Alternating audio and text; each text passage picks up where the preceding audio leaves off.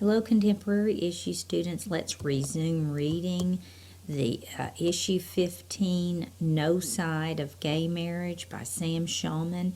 We're on page 263 at the bottom.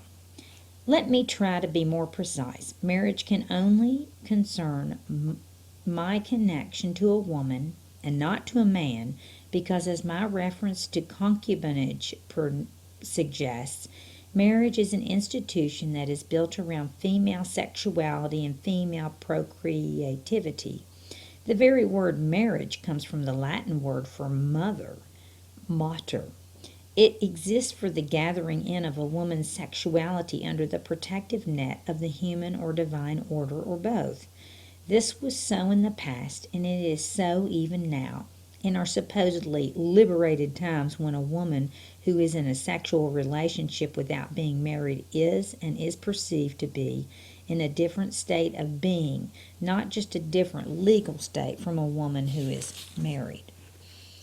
Circumstances have admittedly changed thanks to contraception. The decision to marry no longer precedes sexual intercourse as commonly as it did 50 years ago, when for most people a fully sexual relationship could begin only with marriage, and when, as my mother constantly reminds me, one married for sex.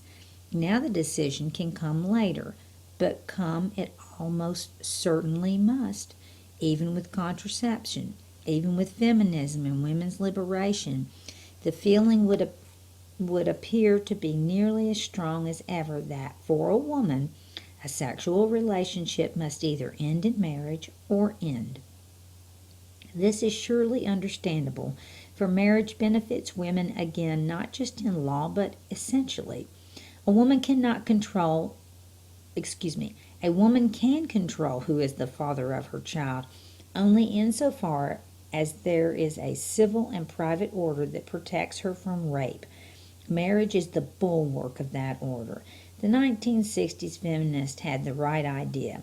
The essential thing for a woman is to control her own body. But they were wrong that this is what abortion is for. It is, rather, what marriage is for.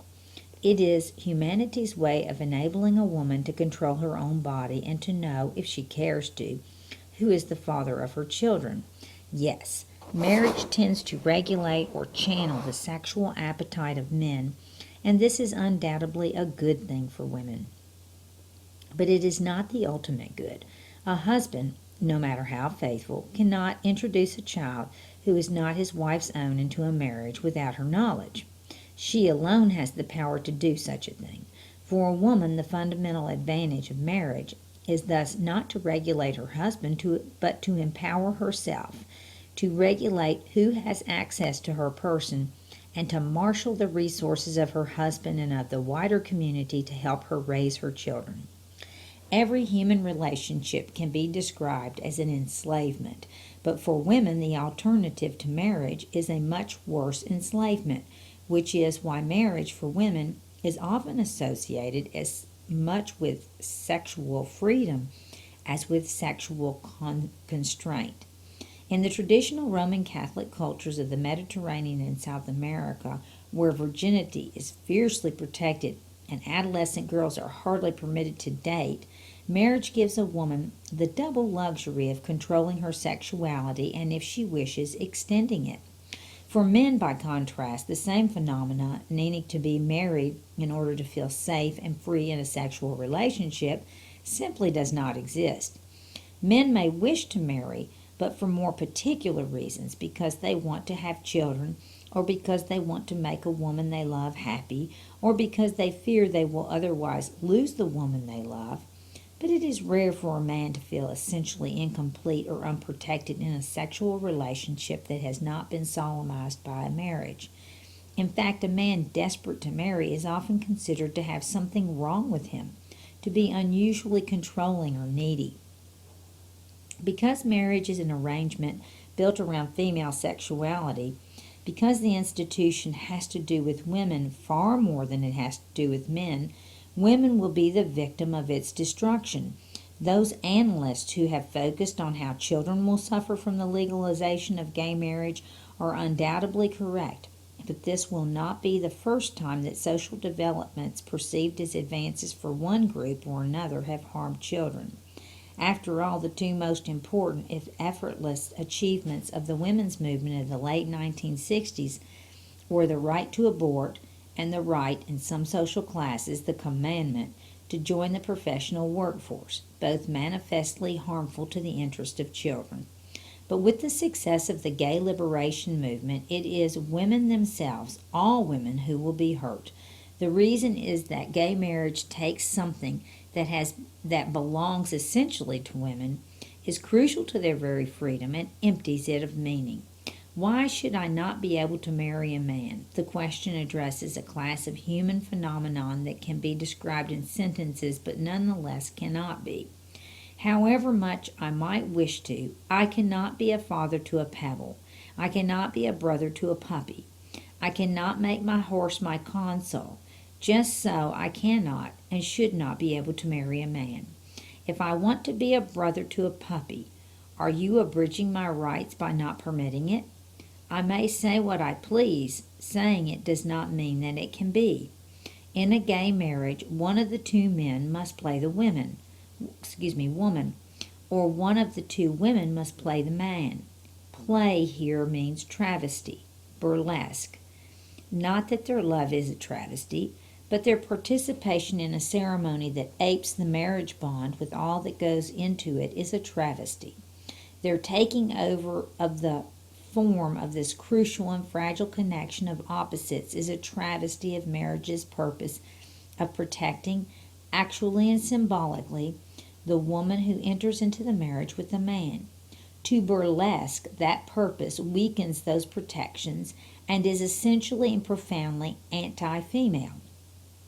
Radical feminists were right to an extent in insisting that men's and women's sexuality is so different as to be inimical. Catherine McKenna, who has proclaimed that in a patriarchal society all sexual intercourse is rape, repellent as her view is, it is formed around a kernel of truth. There is something inherently violative about sexual intercourse. There is something inherently violative about sexual intercourse, and there is something dangerous about being a woman in a sexual relationship with a man to whom she is not yet married. Among the now aging feminists of my generation, no less than among their mothers, such a woman is commonly thought to be a victim. Marriage is a sign that the ever so slight violation that is involved in a heterosexual relationship has been sanctioned by some recognized authority. That sanction is also what makes divorce a scandal, for divorce cannot truly undo the sanction of sexual intercourse, which is to say, the sanction to create life with one's original partner. Even in the Jewish tradition, which regards marriage, but not love, in a completely unsacralized way, divorce, though perfectly legal, does not erase the ontological status of the earlier marriage. The Talmud records that God weeps when a man puts aside his first wife. This sanction does not exist for homosexual couples. They are not opposites. They are the same. They live in a world of innocence, and neither their union nor their disunion partakes of the act of creation. This brings us back to the incest ban, with which marriage is intimately and intricately connected. Indeed, marriage exists for the same reason that incest must not, because in our darker inhuman moments we are driven toward that which is the same as ourselves, and away from that which is fundamentally different from ourselves. Therefore, we are enjoined from committing incest negatively and commanded to join with our opposite positively, so that humanity may endure. Marriage, to say it for the last time, is what connects us with our nature and with our animal origins, with how all of us, heterosexual and homosexual alike, came to be. It exists not because of custom or because of a conspiracy, whether patriarchal or matriarchal, but because Through marriage, the world exists. Marriage is how we are connected backward in time through the generations to our Creator, or, if you insist, to the primal soup, and forward to the future beyond the scope of our own lifespan. It is, to say the least, bigger than two hearts beating as one. Severing this connection by defining it out of existence, cutting it down to size, transforming it into a mere contract between chums, sunders the natural laws that prevent concubinage and incest. Unless we resist, we will find ourselves entering on the path to the abolition of the human. The gods move very fast when they bring ruin on misguided men. And that's the end of the No Side. Get on to writing your paper.